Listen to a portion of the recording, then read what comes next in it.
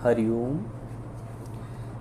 तुम बिना नाव का खूंटा खोले नाव का चप्पू चलाते रहते हो और भ्रम ये होता है कि नाव चल रही है। क्या संभव है कि बिना नाव का खूंटा खोले और चप्पू तुम कितना भी चलाओ, जीवन भर चलाते ही रह जाओ, नाव तो आगे नहीं बढ़ेगी। ये भ्रम भले ही हो सकता है कि नाव चल रही है, और चूंकि भ्रम है कि नाव चल रही है, वास्तविकता ये है कि नाव का खूंटा ही नहीं खुला तो नाव चलेगी क्या। तो जब नाव चलेगी नहीं तो मंजिल पे पहुंचेंगे नहीं। भ्रम भले ही हो सकता है कि नाव मैं चप्पू चला रहा हूँ और नाव बढ़ रही है। तुम्हें पहले नाव का खूंटा खोलना है, बाद में चापू चलाना है। बिना खूंटा खोले चप्पू चलाने से कोई लाभ नहीं, चाहे जीवन भर चापू चलाते रहो। भले ही तुम्हें, मैंने बताया ना, भ्रम से लगेगा तुम्हें कि नाव चल रही है, और देखने में भी यही आएगा कि तुम चापू चला रहे हो। तुमको भी यही लगेगा कि मैं चापू चला रहा हूँ, और अगला जो तुम्हें देख रहा है उसको भी यही लगेगा कि तुम चापू चला रहे हो। लेकिन चापू तो चल रहा है, नाव नहीं चल रही है। चापू चलाने का पुरुषार्थ हो रहा है, नाव 1 इंच भी आगे नहीं बढ़ रही है। ऐसे पुरुषार्थ का क्या लाभ? ऐसे पुरुषार्थ का क्या लाभ जिसका कोई अर्थ ही ना निकले? ऐसे पुरुषार्थ का क्या लाभ जिसका कोई अर्थ ना निकले? तुम्हारी समझ और दुनिया की समझ में तो चापू चल रहा है, कार्य हो रहा है, लेकिन वो देखने में कार्य आ रहा है, लेकिन वो कार्य तब तक पूरा नहीं हो पाएगा, तब तक उस मंजिल को, उस उद्देश्य को प्राप्त नहीं करेगा, तब तक तुम्हारी यात्रा संपूर्ण नहीं होगी, संभव नहीं होगी, जब तक नाव का खूंटा नहीं खोलोगे। ये खूंटा है अहंकार का, ये खूंटा है अहमता का, जीव भाव का, ये खूंटा है मैं का। ऐसे ही जब तक मैं का खूंटा नहीं खुलता है, मैं नहीं मिटता है, तुम्हारा विकार, जैसे जब तक मैं नहीं मिटेगा तुम्हारे विकार भी नहीं मिटेंगे।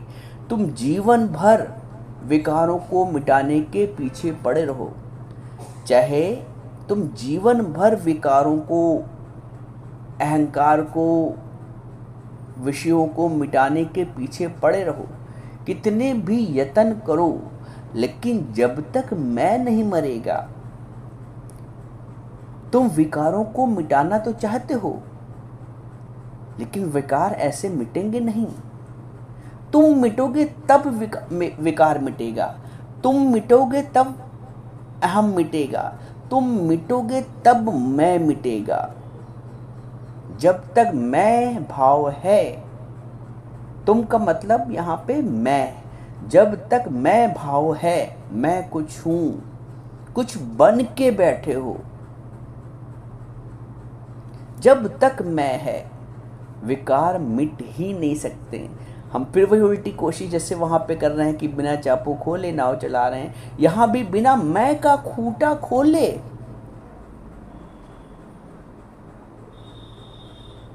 हम पुरुषार्थ कर रहे हैं कि हमारे विकार मिट जाएं, हमारा अहम मिट जाए। तुम सत्संग में कितना बैठ लो, नाव में कितना भी सवार हो जाओ, लेकिन खूंटा नहीं खोलोगे तो नाव आगे नहीं बढ़ेगी। सत्संग में बैठना और बैठ के अपनी अहम की गांठ खोलना, वो खूंटा खोलना भी अनिवार्य है। देखने में लगेगा तुम्हारा पुरुषार्थ हो रहा, तुम आ रहे हो, जा रहे हो। इसलिए लोग अक्सर पूछते हैं कि गुरुजी ज्ञान नहीं लगता है। तुमने अपनी मैं को मिटाया है, विकारों को मिटाने के पीछे उल्टा यत्न करते हो। तुम विकारों को मिटाने के पीछे लगे रहते हो, विकार मिटते नहीं हैं। क्योंकि मैं नहीं मिटा है। जिस दिन मैं मिट जाएगा सारे विकार अपने आप मिट जाएंगे।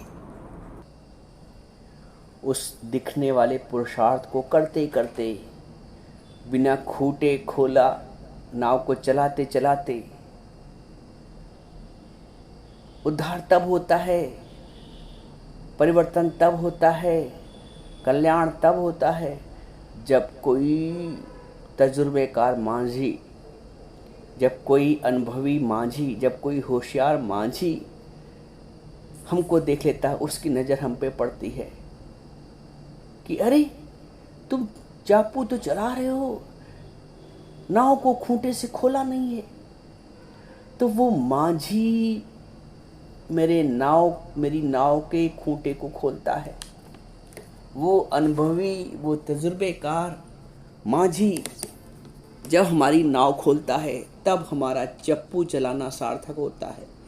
तो जब ये मांझी जीवन में गुरु है, जब गुरु जीवन में आता है, जैसे जब खूंटा खुल गया तो 2-4 चापू भी चलाओगे तो नाव आगे बढ़ जाएगी।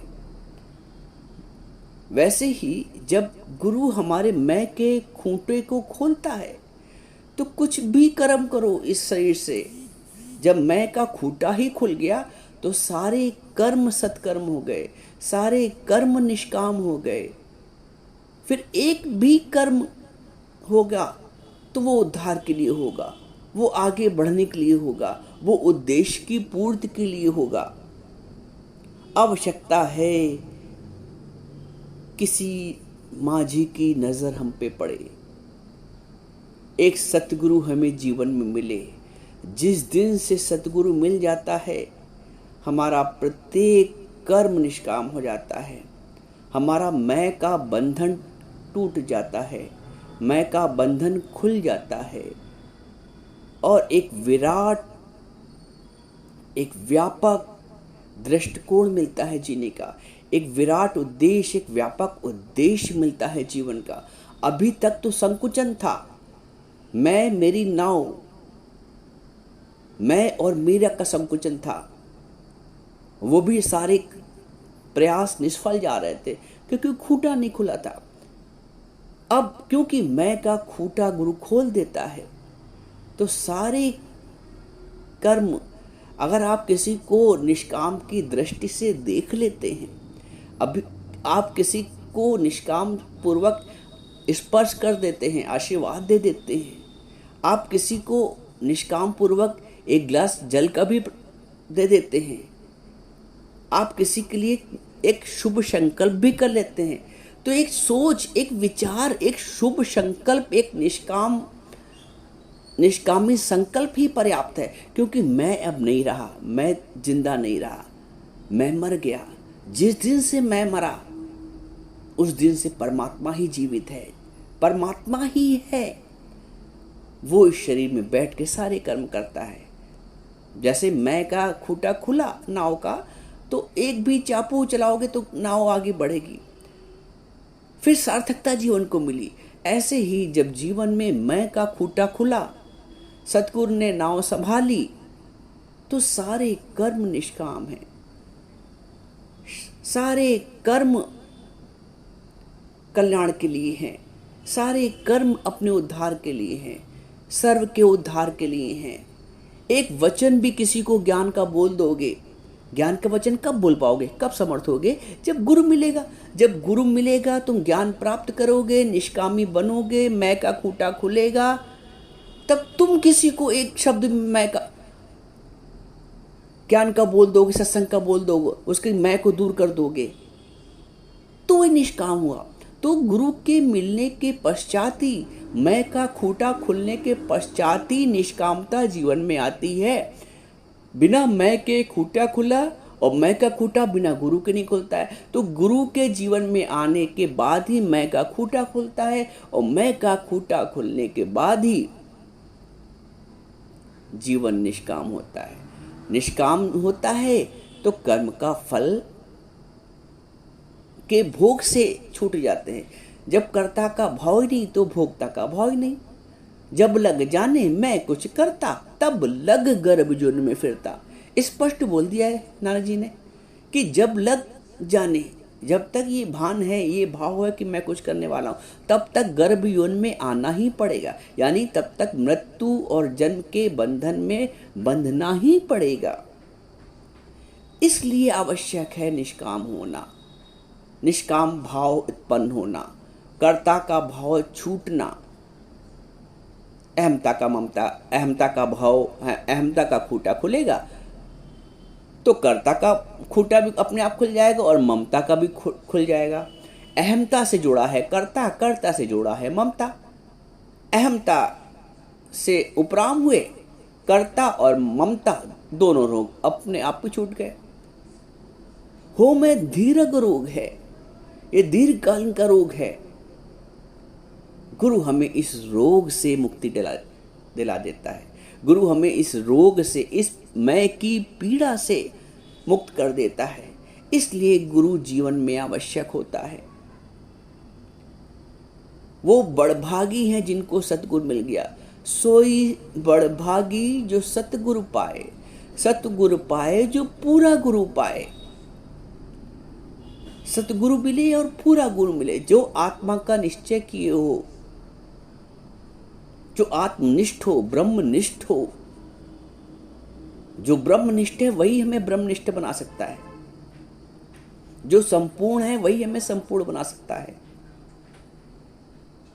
आवश्यक है कि हम गुरु की शरण लें, आवश्यक है कि उस माझी की दृष्टि हम पे पड़े। और तुम यदि पुकार करोगे हृदय से, तो जो माझी है, जो निराकार परमात्मा है, जो